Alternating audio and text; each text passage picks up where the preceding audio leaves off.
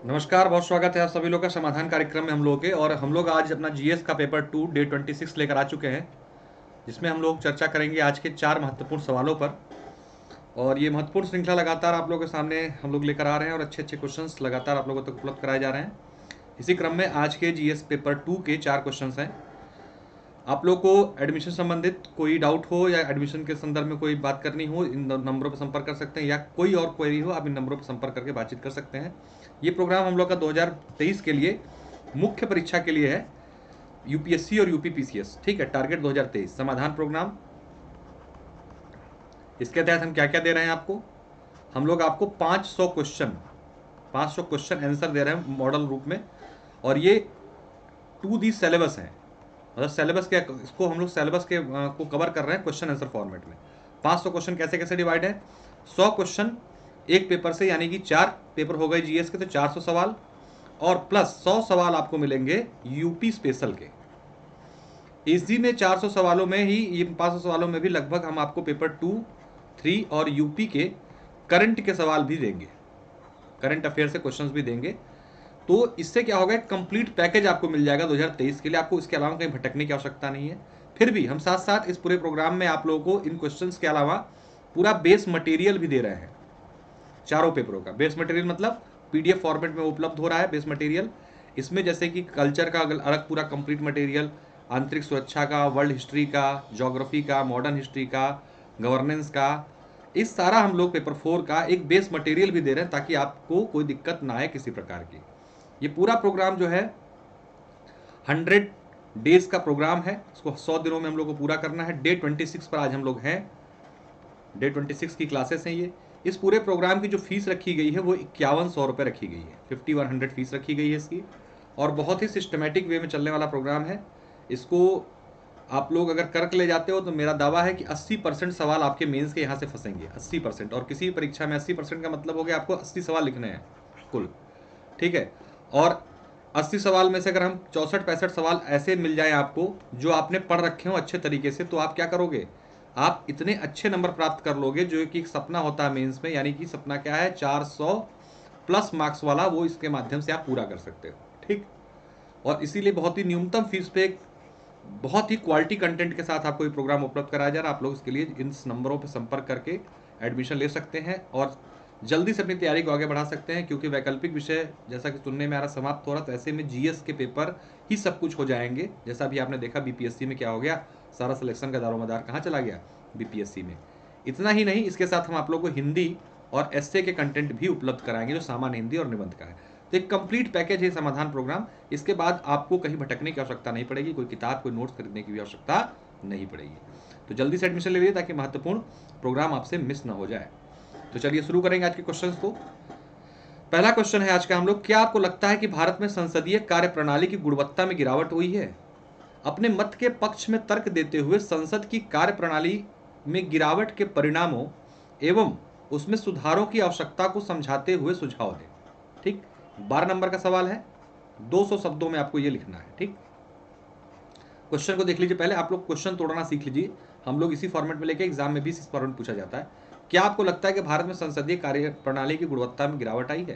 तो आपको पहले तो बताना होगा कि क्या, क्यों संसदीय कार्य प्रणाली में गुणवत्ता गिरावट आई है, तो क्यों आई है। उसके बाद आपको इसके पक्ष में तर्क देना है, अपने मत के पक्ष में तर्क दीजिए। आपने कहा हाँ, तो हाँ के पक्ष में तर्क दीजिए, आपने कहा ना, तो ना के पक्ष में तर्क दीजिए। संसद की कार्यप्रणाली में गिरावट के परिणाम क्या क्या हो सकते हैं और उसमें सुधार की क्या क्या आवश्यकताएं हैं, उसको भी बताना है कुछ क्वेश्चन में। ठीक, बजट सत्र 2021 के दौरान अति व्यापक प्रभाव वाले 13 विधेयकों को जल्दीबाजी में संसद में पुनः स्थापित कराकर बिना संसदीय समिति के पास भेजे आनन फानन पारित करा लिया गया, जिसे प्रतीत होता है कि संसदीय कार्यप्रणाली की गुणवत्ता का ह्रास हुआ है।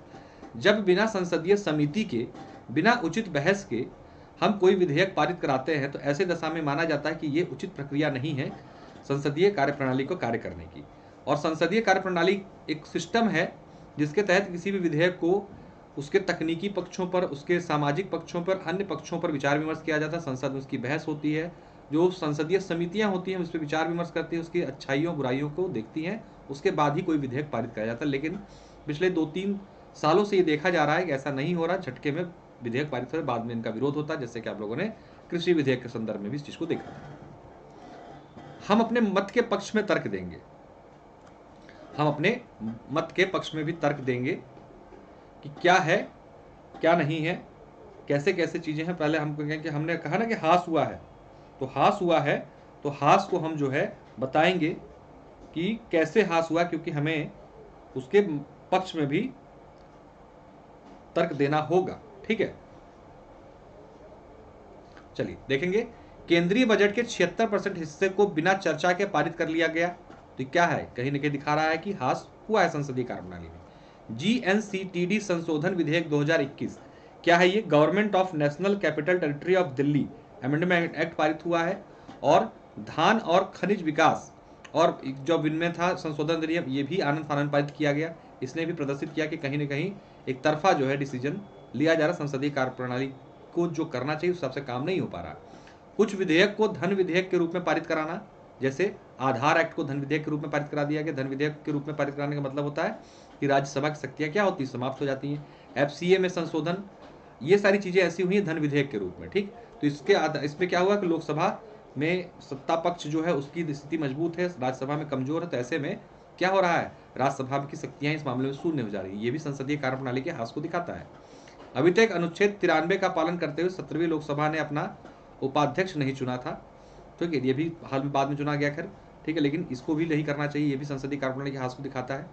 जहां 14वीं 15वीं लोकसभा में क्रमशः 60% और 71% बिल को संसदीय समिति के पास भेजा गया था, वही 16वीं और 17वीं लोकसभा में मात्र 27% और 11% भेजा गया। तो ये कहीं न कहीं दिखा रहा है कि बहुत ही मामला डाउन चला गया है।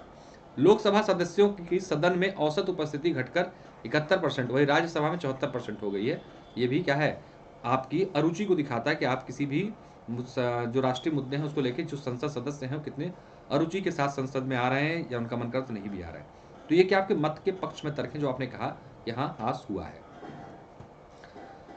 अब कार्यपालिका में गिरावट के जो परिणाम का, संसदीय कार्यप्रणाली में जो गिरावट है उसके क्या क्या परिणाम हो सकते हैं।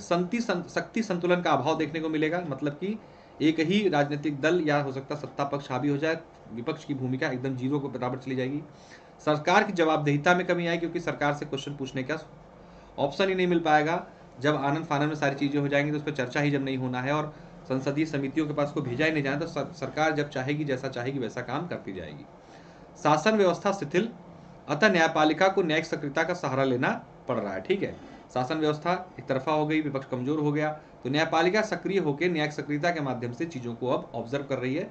न्यायपालिका पर अतिरिक्त बोझ बढ़ेगा, समझौतावादी दृष्टिकोण उत्पन्न होगा। ठीक है, इससे जो लोग हैं समझौते की, जो संसदीय विपक्ष के दल हैं या अन्य पार्टियां हैं, वो समझौते के उसमें आ जाएंगी, वो अपनी बातों को प्रमुखता से नहीं रख पाएंगे। विपक्षी दल या अपनी आपत्तियों को नहीं जता पाता है क्योंकि उस पर बहस ही नहीं हो रही है। ठीक है, तो ये सब इसकी कार्यप्रणाली में अगर गिरावट आती है संसदीय कार्यप्रणाली में, तो ये परिणाम हमें देखने को मिल सकते हैं। सुधार की क्या क्या आवश्यकता है, कैसे कैसे कर सकते हैं। सरकार को जवाबदेह बनाने के लिए आवश्यक है सुधार, ये संसदीय कार्यप्रणाली का। राष्ट्र और नागरिकों से संबंधित मुद्दों पर एक व्यापक चर्चा के बाद ही कोई फैसला लिया जाना चाहिए, इसीलिए जरूरी है कि इसको संसदीय समिति के पास भेजा जाना चाहिए। किसी विधेयक को अति महत्वपूर्ण और राष्ट्रीय हित से जुड़े मुद्दे पर तो जरूर क्या कहते हैं प्रॉपर बहस होकर ही इसे पारित कराया जाना चाहिए। सभी विधेयकों का विस्तार से जांच करना जरूरी है, क्योंकि अनुच्छेद 75 के अनुसार मंत्री परिषद जो होती है सामूहिक रूप से लोकसभा के प्रति उत्तरदायी होती है। ऐसे में संसदीय कार्य प्रणाली को हम अगर हल्का करते हैं तो कहीं न कहीं मंत्री उत्तरदायित्व का सिद्धांत भी क्या होता है, प्रभावित होता है। सरकार के कार्यों पर निगरानी रखने के लिए भी ये सुधार आवश्यक है। सरकार निरंकुश न हो जाए, सरकार जो काम कर रही है उसको सरकार को के साथ साथ विपक्ष को, जनता को भी पता होना चाहिए क्या हो रहा है, और किसी विधेयक को लाया जा रहा है तो किसके लिए हित में लाया जा रहा है, क्या हो रहा है, इन सब चीज़ों पर निगरानी के लिए भी आवश्यक है संसदीय कार्यप्रणाली में सुधार। सुझाव क्या क्या हो सकते हैं। शैडो कैबिनेट बनाना है, ये पहले बनती थी, शैडो कैबिनेट होती थी, कैबिनेट के साथ साथ एक और कैबिनेट जो उनके कार्यों पर निगरानी रखती कैबिनेट के। नियमित फीडबैक के लिए एक प्रणाली डेवलप करनी चाहिए जो लगातार बताते रहे कि हमने अभी तक क्या कार्य किया है, क्या नहीं किया है, इसके क्या परिणाम हुए हैं। दल परिवर्तन अधिनियम में संशोधन, ताकि सांसदों को पार्टी लाइन से हटकर स्वतंत्र रूप से अपना विचार व्यक्त करने का मौका मिले। अभी क्या है, एक कोई भी अगर पार्टी है तो उसके सदस्य जो होते हैं पार्टी के हिसाब से ही बोलते हैं मजबूरी में, क्योंकि उसके बाद उनको मौका नहीं मिलता है, और ऐसे कानून है हमारे यहाँ पे कि उसके अलग वो बोल भी नहीं सकते। तो ऐसे में अगर कोई पार्टी का सदस्य जो है चाहता है कि ये अब जानता है कि हमारी पार्टी जो है फिलहाल ये गलत कर रही है, तो वो स्वतंत्र रूप से बोल नहीं पाता। तो हमारे यहाँ पर दल बदल अधिनियम में परिवर्तन करना चाहिए और स्वतंत्र होकर भी बोलने की हक इनको मिलना चाहिए।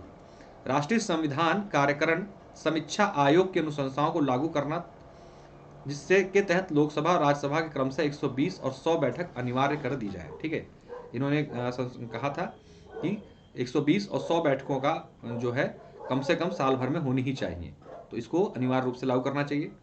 विपक्ष को और जिम्मेदार बनना पड़ेगा। ठीक है, विपक्ष को और जिम्मेदार बनना पड़ेगा, अपनी जिम्मेदारी को निभाना पड़ेगा।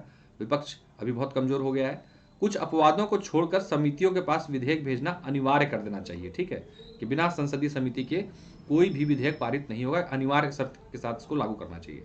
सांसदों को रिसर्च हेतु सहायता देना, ताकि वो अपने विशेषज्ञताएं ला सकें और जो भी उनके पास मैटर जा रहे हैं उसको गहराई से तकनीकी रूप से समझ सकें। ठीक है, निष्कर्षतः कह सकते हैं कि सरकार को चाहिए कि वह संसदीय प्रक्रिया का पूर्ण रूप से पालन करे। इसके लिए वह 3D यानी कि डिबेट, डिस्कशन एवं डिलिब्रेशन का सहारा ले सकती है, ताकि लोकतंत्र जिंदा रहे। ठीक है, तो हमने इस क्वेश्चन को इस तरीके से देखा। अगला क्वेश्चन है, नीति निर्माण में नागरिकों की भागीदारी के महत्व को रेखांकित करते हुए इसे क्रियान्वित करने के उपायों को सुझाएं, साथ ही साथ इनकी चुनौतियों को भी स्पष्ट करें। Underline the importance of citizens participation in policy making, suggest way to implement it as well as clarify its challenges. ठीक है, तो हमारे लिए दूसरा क्वेश्चन गवर्नेंस से है। ठीक है, गवर्नेंस से जुड़ा हुआ सवाल है ये। एक मिनट का समय दीजिए, जरा चार्जिंग ऑन कर दें।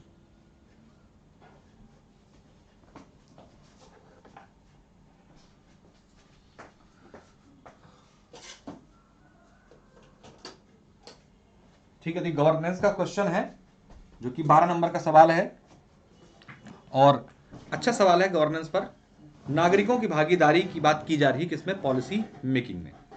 तो नीति निर्माण में नागरिकों की भागीदारी लोकतंत्र के सभी पहलुओं में से एक महत्वपूर्ण तत्व है। कृषि सुधार अधिनियम के विरोध में हो रहे हालिया प्रदर्शनों को देखकर इस पर और जोर दिया जाने लगा है, जो प्रदर्शन हुए थे। ठीक है, उसके बाद ये कहा जाने लगा कि हमें क्या करना चाहिए, हमें नीति निर्माण, जब भी कोई जनता के लिए कोई नीति बनाई जा रही है तो उसमें नागरिक भागीदारी क्या है, अनिवार्य होनी चाहिए, जिससे उनको पता चल सके जो उनके लिए कानून बनाए जा रहे हैं। महत्व क्या है? नीति निर्माण विधेयकों को पारित कराने में जल्दबाजी नहीं दिखाई जाएगी, जिससे सरकार के प्रति लोगों का विश्वास बढ़ेगा। ठीक है, जो नीति निर्माण होगी उसमें जन भागीदारी होगी, तो जनता को ये यकीन रहेगा कि हाँ, हमारे लिए जो भी बनाया जा रहा है वो हमारे हित के लिए है, और सरकार पर विश्वसनीयता बढ़ेगी, और जो भी काम सरकार करेगी जनता को लगेगा कि इसमें कहीं ना कहीं हमारी हामी है, तो सरकार हमारे हिसाब से हमारे लिए यही कार्य कर रही है ना। नीति निर्माण के समय नागरिकों की भागीदारी होने से सभी के हितों को सुनिश्चित किया जा सकेगा। बिल्कुल सही बात है। सक्रिय नागरिक भागीदारी से नीतियों के प्रति गलतफहमी नहीं होगी। ठीक है, जैसे क्या हुआ था, कृषि अधिनियम जो पारित हुए थे, अलग अलग प्रकार की उसमें चीजें थी, किसी को कुछ समझ में आ रहा था, किसी को कुछ समझ में आ रहा था, और अंत में सरकार को वापस लेना पड़ा। ठीक है, अगर सरकार ने इसमें नागरिक भागीदारी रखी होती तो ऐसा नहीं होता, क्योंकि जो भी चीजें पॉइंट उस समय नागरिक समाज के जो लोग थे उनको गलत लगता तो उसी टाइम उन पॉइंट को हटा दिया गया होता और कोई ऐसा विरोध न होता।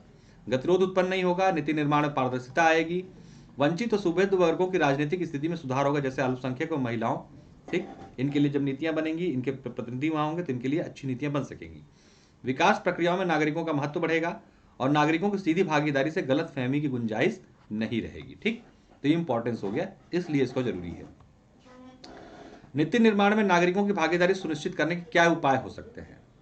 ठीक है, अब भाई ऐसा तो है नहीं कि पूरे के पूरा देश जो है कहे कि जब हमको भी देखना है, हमको बतानी है अपनी बात, हम भी अपनी बात रखेंगे, तो कैसे संभव है ये? क्योंकि इतनी बड़ी जनसंख्या को सबको तो पार्टिसिपेट नहीं कराया जा सकता है ना, तो किस तरीके से हो सकता है?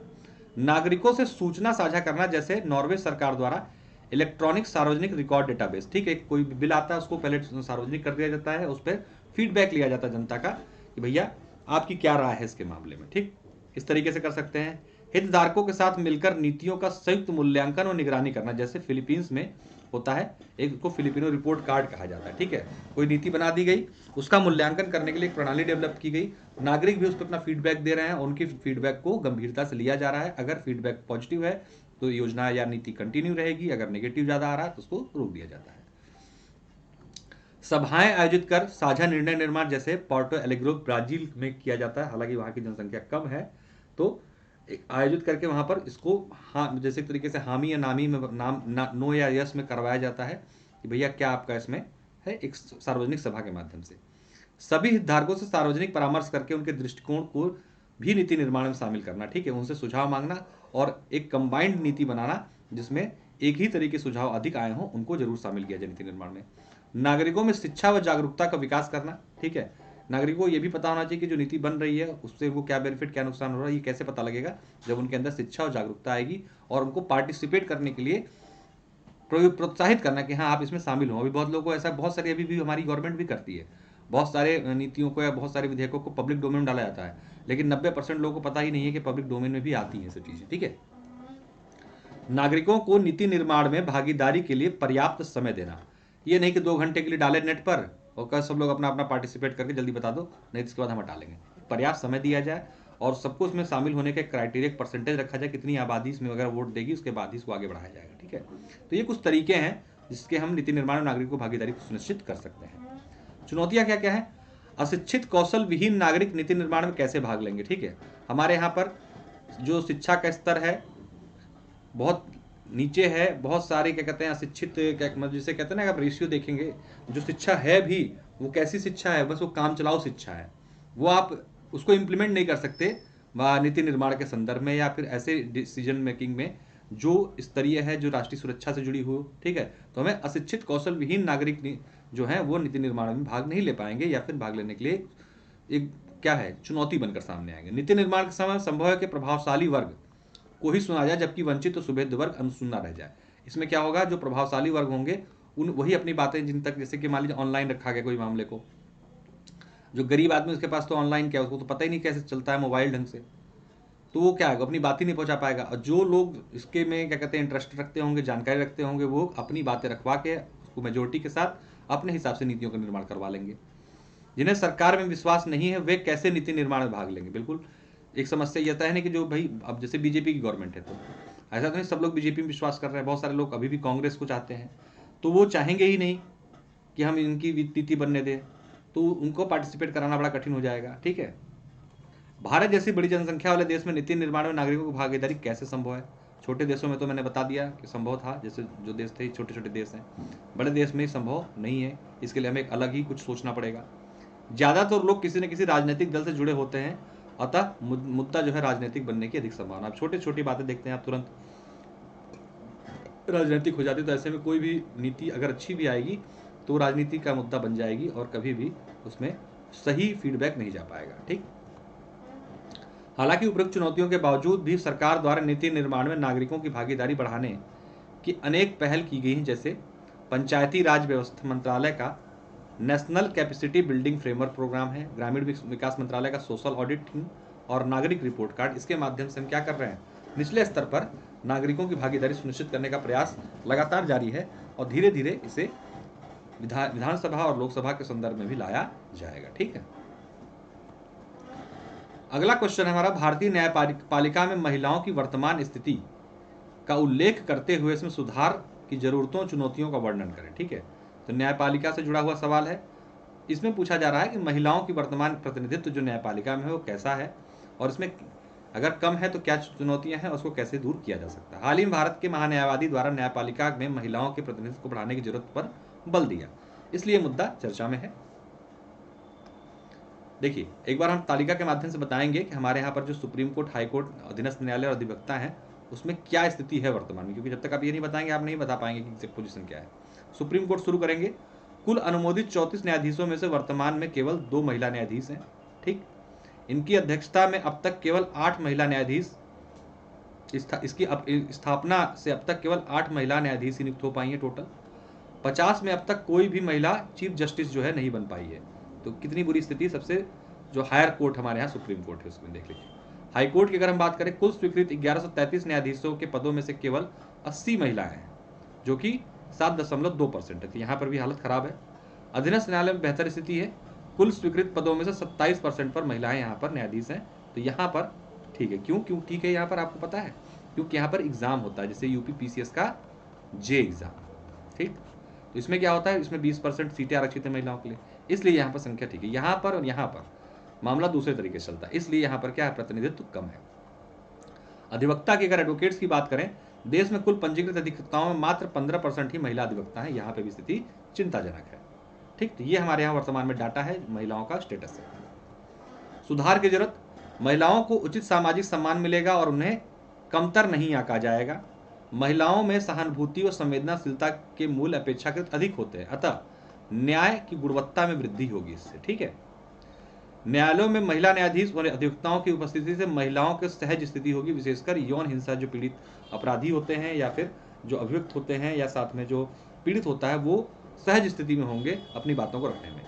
यौन हिंसा से जुड़े मामले अधिक संतुलित व सशक्त दृष्टिकोण के माध्यम से सुलझाए जा सकेंगे।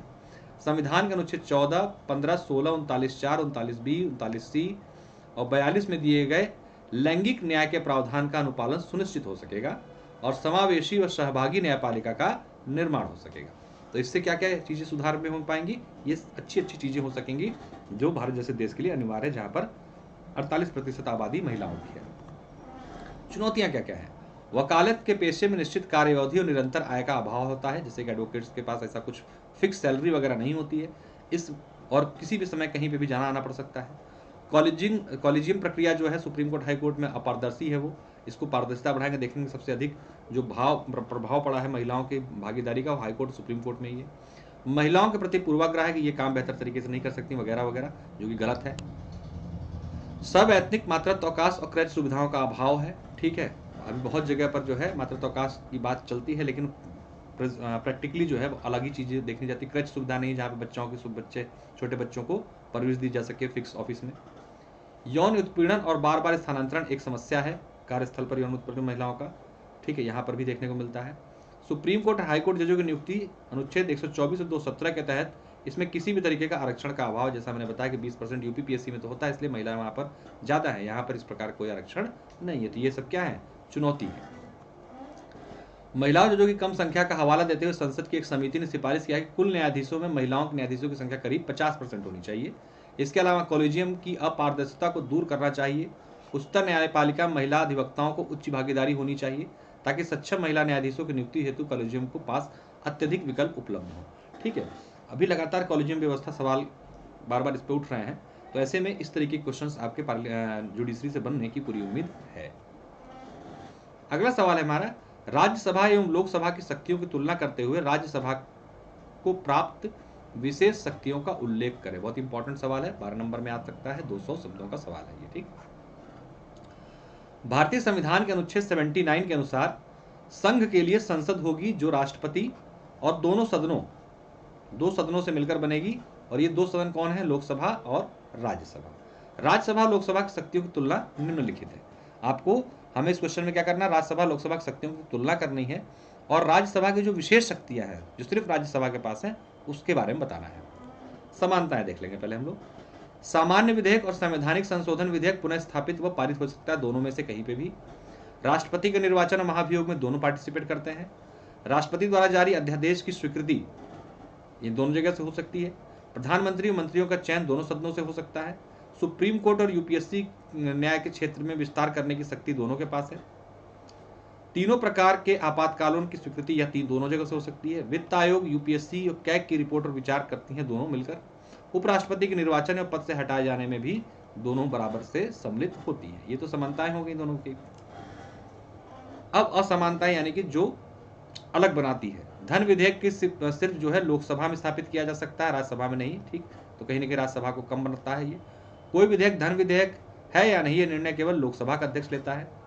दोनों सदनों की संयुक्त बैठक की अध्यक्षता लोकसभा का अध्यक्ष करता है। तो ये सब लोकसभा को क्या पावरफुल बना रही है। राज्यसभा सिर्फ चर्चा कर सकती है बजट पर, इसमें किसी प्रकार की मांगों पर मतदान नहीं कर सकती है। मंत्रिपरिषद सामूहिक रूप से लोकसभा के प्रति उत्तरदायी होते हैं, न कि राज्यसभा के प्रति। राज्यसभा अविश्वास प्रस्ताव पारित करके मंत्रिपरिषद को नहीं हटा सकती, सिर्फ ये लोकसभा में अविश्वास प्रस्ताव लाया जा सकता है। राज्यसभा धन विधेयक को अस्वीकृत या संशोधित नहीं कर सकती थी। ये सब क्या है, राज्यसभा को लोकसभा की तुलना में कमजोर बनाती है, ठीक है। ये प्रावधान हमने देख लिया। अब हम देखेंगे राज्यसभा के प्राप्त विशेष शक्तियां कौन कौन, जो कि क्वेश्चन का हमारा सेकंड पार्ट है। अनुच्छेद 244 के तहत संसद को राज्य सूची के विषय पर विधि बनाने के लिए अधिकृत करती है। 249 है, सॉरी 249, आर्टिकल 249 के तहत संसद को राज्य सूची के विषय पर विधि बनाने के लिए अधिकृत करती है। राज्यसभा किसी राज्य सूची के विषय को राष्ट्रीय महत्व का घोषित करके उस पर आर्टिकल 249 के तहत संसद को अधिकृत कर सकती है कि आप इस पर कानून बना सकते हैं। आपातकाल की घोषणा के समय यदि लोकसभा भंग हो चुकी होगी तो आपातकाल केवल राज्यसभा के अनुमोदन पर भी प्रभावी होगा। अनुच्छेद 352, 356, 360। अगर लोकसभा भंग है तो राज्यसभा के अनुमोदन से आपातकाल प्रावधान में लाया जा सकता है। उपराष्ट्रपति के पद से हटाने की प्रक्रिया केवल राज्यसभा में ही शुरू की जा सकती है, ध्यान रखिएगा, क्योंकि उपराष्ट्रपति क्या होता है, राज्यसभा का पदेन सभापति होता है। अनुच्छेद 67 के तहत इसका प्रावधान किया गया। अनुच्छेद 312 के तहत संसद को अखिल भारतीय सेवाओं के सृजन का अधिकार देती है। अभी हमारे यहाँ पे 3 अखिल भारतीय सेवाएं हैं, IAS Indian administrative services, IPS Indian police services और IFOS यानी इंडियन फॉरेस्ट सर्विसेज। ये 3 अखिल भारतीय सेवाएं हमारे यहाँ पर हैं। अगर हमें इसके अलावा कोई और अखिल भारतीय सेवा जोड़नी होगी तो उसके लिए अनन्य अधिकार किसको दे रखा गया है, राज्यसभा को। अनुच्छेद 312 के तहत एक नई अखिल भारतीय सेवा का सृजन कर सकती है। ठीक है, तो ये जो है अनन्य अधिकार जो है सिर्फ और सिर्फ राज्यसभा के पास है। तो आपने सारे क्वेश्चन के फ्रेम को अपने दिखा दिया है यहाँ पर। अतः इस प्रकार से राज्यसभा और लोकसभा के मध्य समानताओं असमानताओं राज्यसभा को प्राप्त विशेष शक्तियों का स्पष्ट होता है कि भारतीय राजनीति में तमाम उतार और चढ़ाव के बावजूद भी लोकसभा व राज्यसभा की संप्रभुता, पंथ निरपेक्षता, समाजवादी लोकतांत्रिक गणराज्य जैसे मूल्यों को पोषित कर रहे हैं। इस तरीके से आप अपने क्वेश्चन को एंड कर सकते हैं। ठीक है, तो ये हमारे डेली बेस का प्रोग्राम है। आप लोग एडमिशन के लिए इस नंबर पर कांटेक्ट कर सकते हैं और एडमिशन ले सकते हैं। हम लोग 100 क्वेश्चन कंप्लीट कर चुके हैं और आज से डे 26 शुरू हो चुका है और बहुत तेजी से कार्यक्रम आगे बढ़ रहा है और हम लोग दिसंबर माह में ही लगभग कोशिश करेंगे कि पेपर 2 आपका पूरा हो जाए और ये होने वाला है कगार पे, क्योंकि हम लोग इसमें करंट के क्वेश्चंस को अभी थोड़ा सा रोकेंगे, बाकी ट्रेडिशनल क्वेश्चन अभी उपलब्ध करा रहे हैं आपसे। तो ये पेपर 2 हो जाएगा। पेपर 1 भी आपका 10 जनवरी तक मान के चलिए पूरा हो जाएगा।